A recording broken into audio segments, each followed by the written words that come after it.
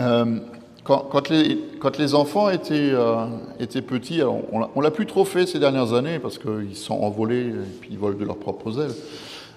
Et quand les enfants étaient petits, on avait de temps en temps l'habitude d'aller au zoo à Sarrebruck. C'est un petit zoo, mais il est sympa. Franchement, pour les enfants, c'est vraiment bien. Et puis, les parents, ça les fait transpirer un petit peu, de pousser la poussette dans les montées et les descentes, hein, puisque c'est un peu sur une colline comme ça. Puis dans le zoo de Sarrebruck, il y a un endroit où Astrid n'aimait pas aller. C'était le Nacht Zoo. C'était le zoo de nuit. Vous savez, où il y a tous ces animaux un peu bizarres qui vivent la nuit, comme les chauves-souris, ce genre de trucs. Et c'est un lieu, c'est assez glauque hein, quand même, faut le dire. Hein. C'est assez moche. Et puis les animaux qui sont là-dedans, il y a des grosses araignées, des trucs comme ça. Enfin, c'est assez particulier comme ambiance. Et en fait, j'ai pensé à ça parce que j'ai lu une petite histoire où une dame, un jour, elle a aussi visité un zoo de nuit où tout était noir. Et puis tout d'un coup, elle a senti une main qui prenait la sienne. C'était la main d'un enfant. Et alors elle a dit, mais à qui est cette main? Et l'enfant, il a répondu, à toi, aussi longtemps qu'il n'y a pas de lumière.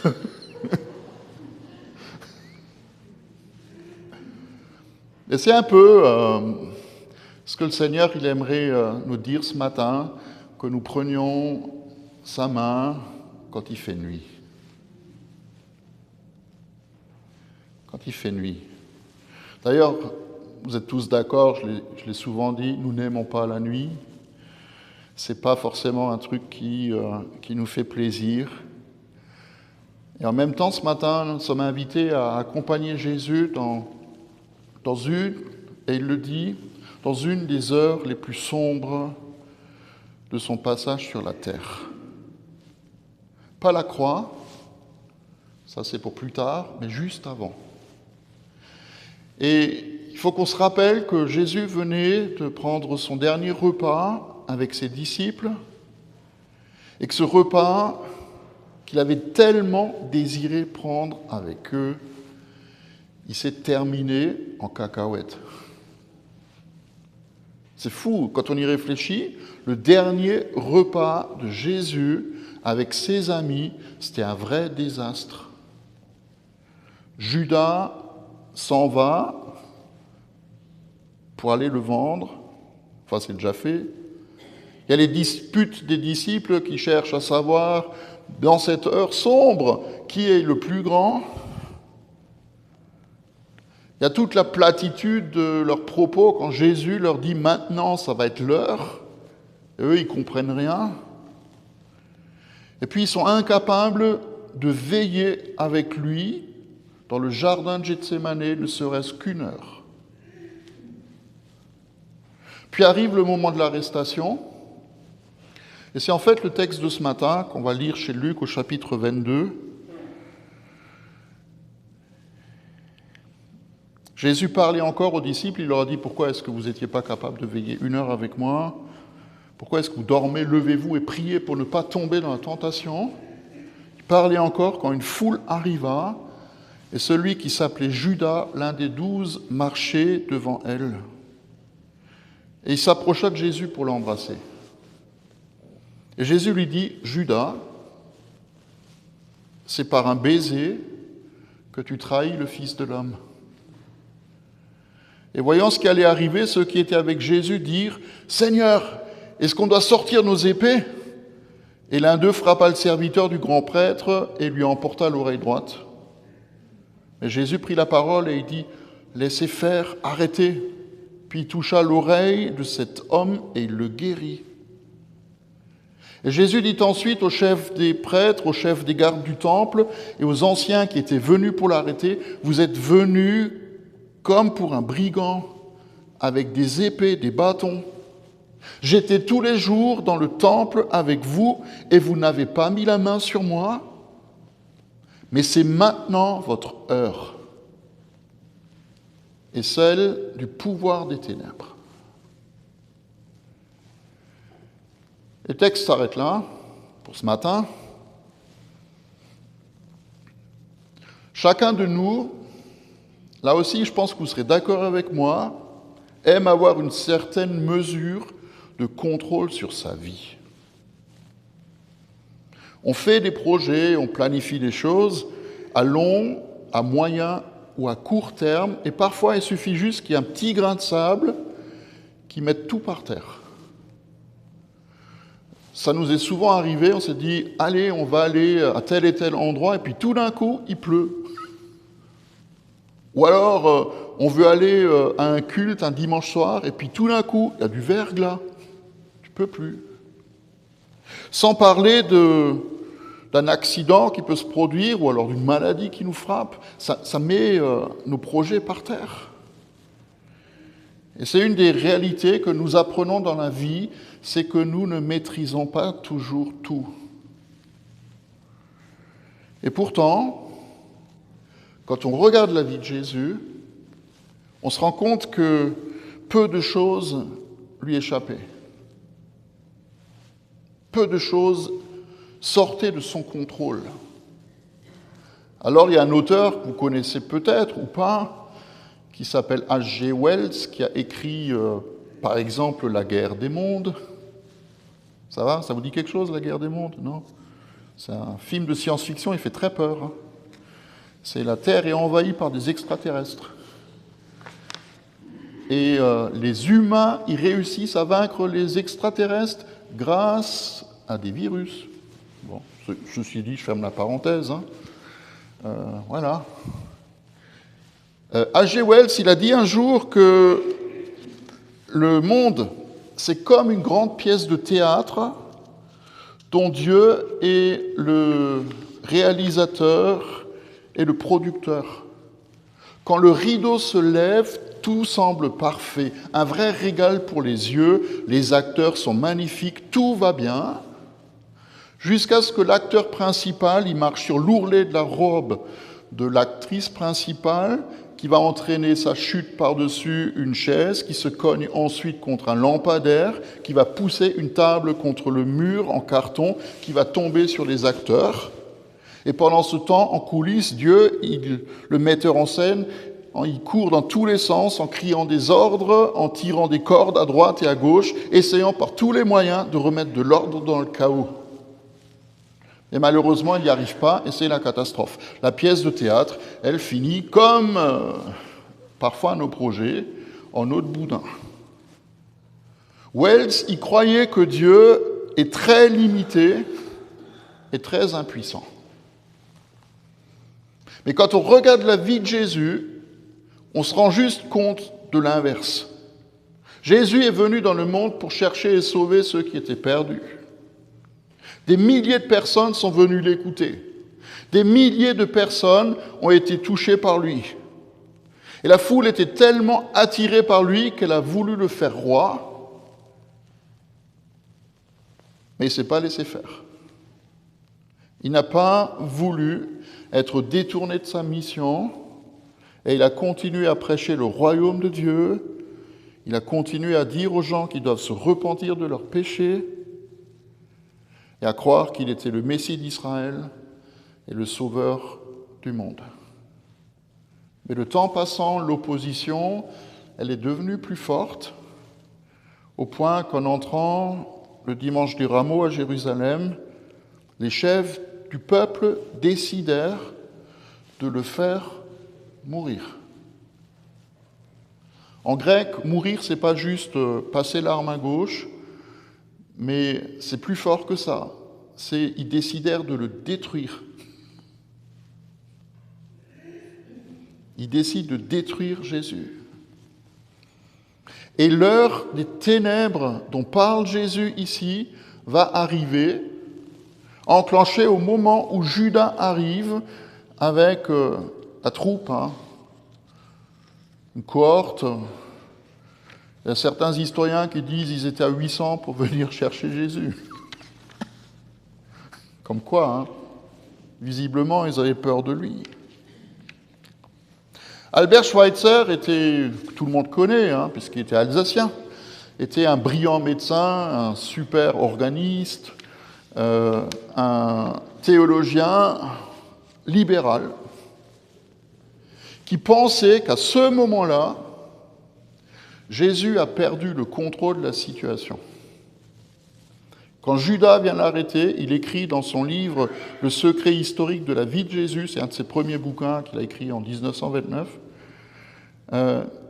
il dit que Jésus, à ce moment-là, il a perdu le contrôle et que les choses ne sont pas allées dans le sens où il pensait qu'elles iraient et que la roue de l'histoire a fini par broyer Jésus.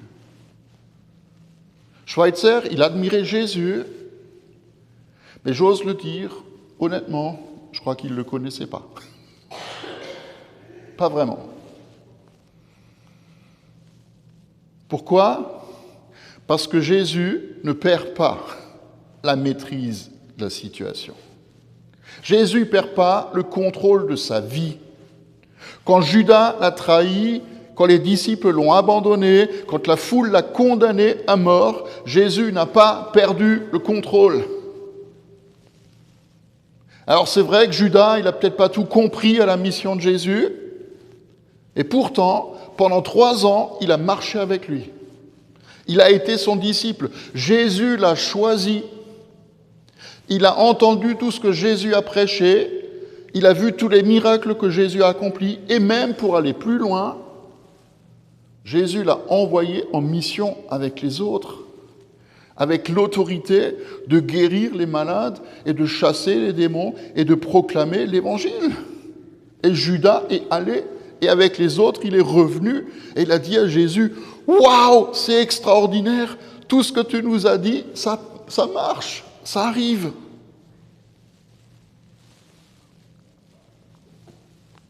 Et là, il vient, il trahit son maître,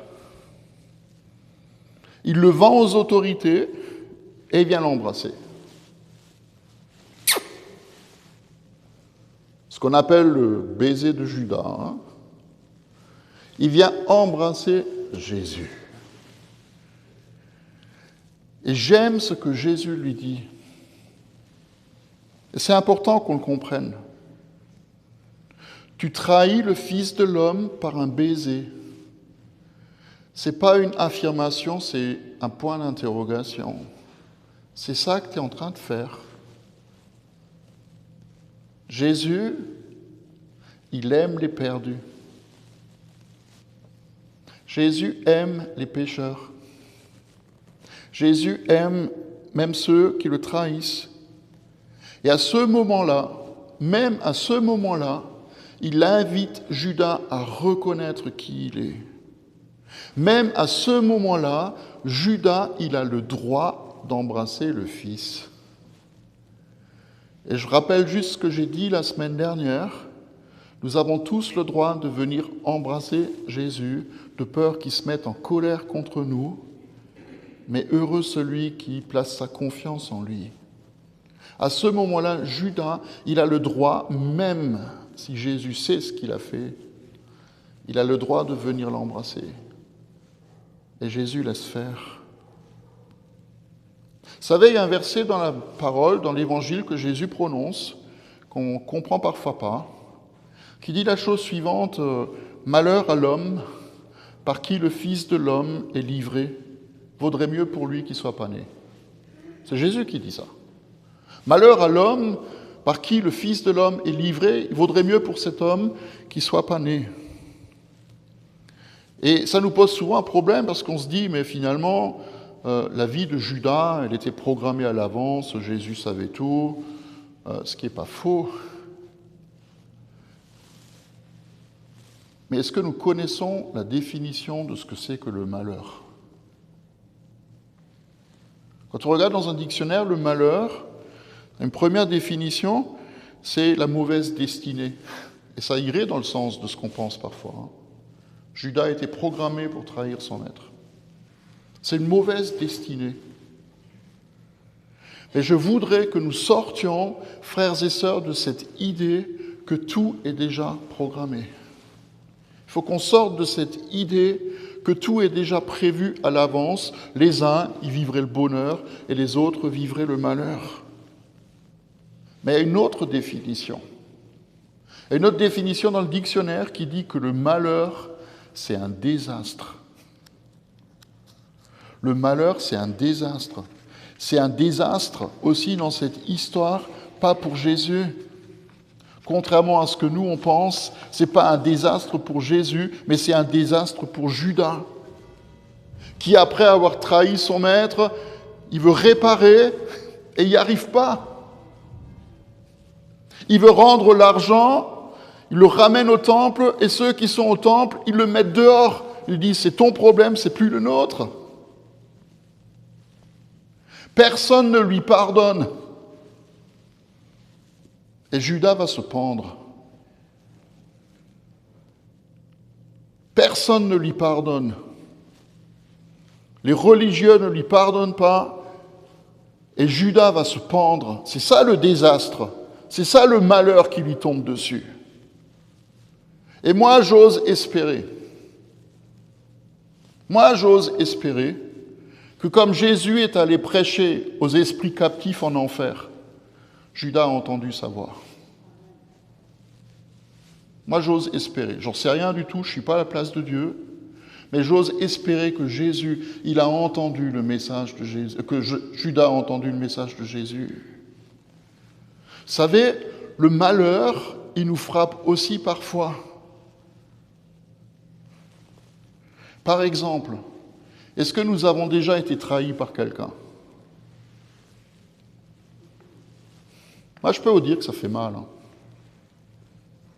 Est-ce qu'on a déjà vécu le rejet, la disgrâce ? C'est quelque chose qui blesse. Et Jésus sait ce que ça fait. C'est la raison pour laquelle, dans le jardin de Gethsémane, je ne dirai jamais assez merci à Steve Blacka de nous avoir renseigné là-dessus, que dans le jardin de Gethsémane, Jésus a porté les souffrances de notre âme. Pour que nous puissions les déposer à ses pieds. Et c'est parce que le Père l'a consolé qu'il a pu faire face à cette immense douleur, des souffrances de son âme, pour aussi nous soulager des nôtres.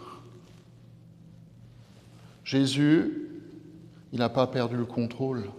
Il n'a pas non plus perdu le contrôle face aux réactions de ses disciples. Vous savez, il faut juste se souvenir qu'au moment de la Sainte Seine, il a dit à Pierre que Satan les a réclamés pour les passer au crible et qu'il allait prier pour lui et les autres disciples, pour que leur foi ne disparaisse pas.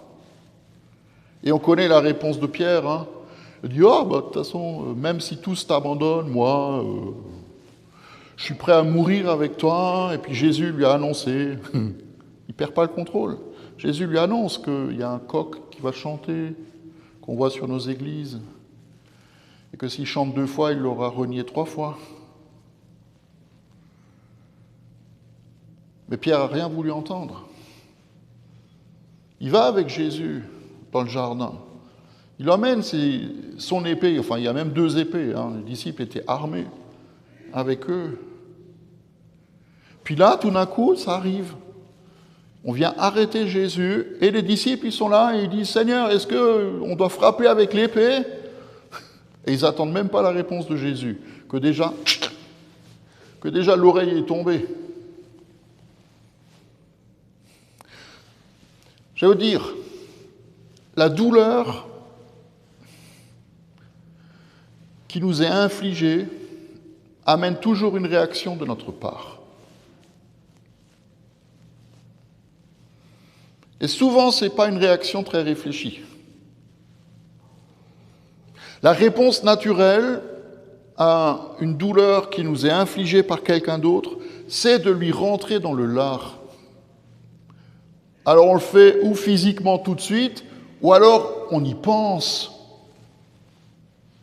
Et quand ça nous arrive, et ça nous est tous arrivé, je suis persuadé de ça, on va commencer à échafauder des plans pour rendre la pareille.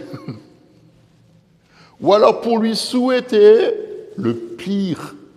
Vous savez comment on appelle ça ? Le désir de vengeance. On l'a tous en nous, à un moment ou à un autre. On a tous ce désir en nous. Quand quelqu'un te frappe sur la joue droite et que tu dois tendre l'autre, ça va une fois, mais pas la deuxième. D'accord ? Pierre, il sort son épée, il coupe l'oreille du serviteur.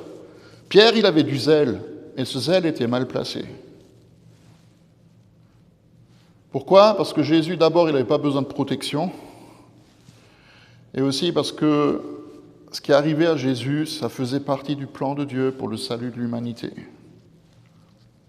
Et n'oublions pas que le zèle de Pierre, à ce moment-là, il s'est vite transformé en lâcheté. Ouh là là! Le même qui a juré de mourir avec Jésus, si jamais ça devait arriver, quelques heures après, il jure qu'il ne le connaît pas. Ça veut dire quoi pour nous? Je crois une chose, déjà, c'est que souffrir patiemment avec Christ, c'est bien plus difficile que de s'exciter activement.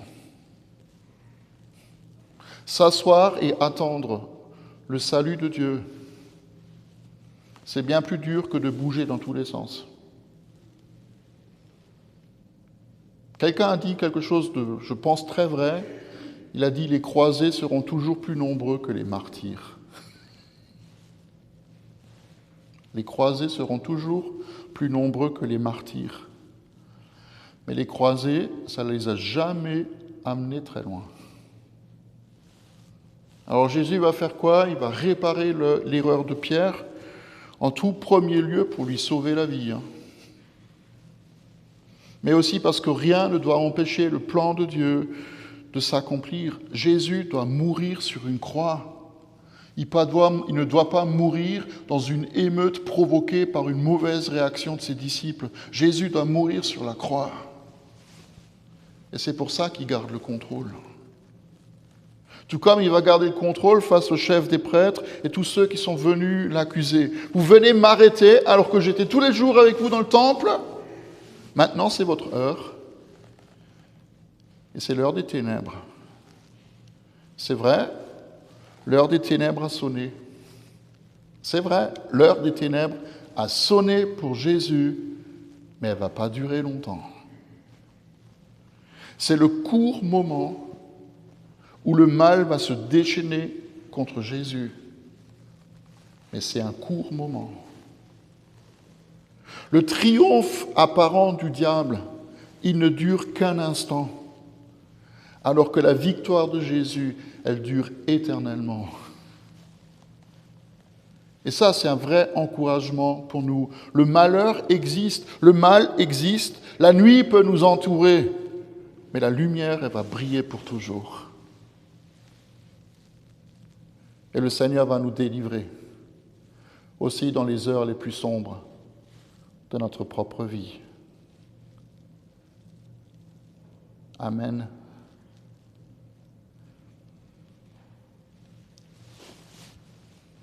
On dit au revoir à ceux qui ont suivi le culte.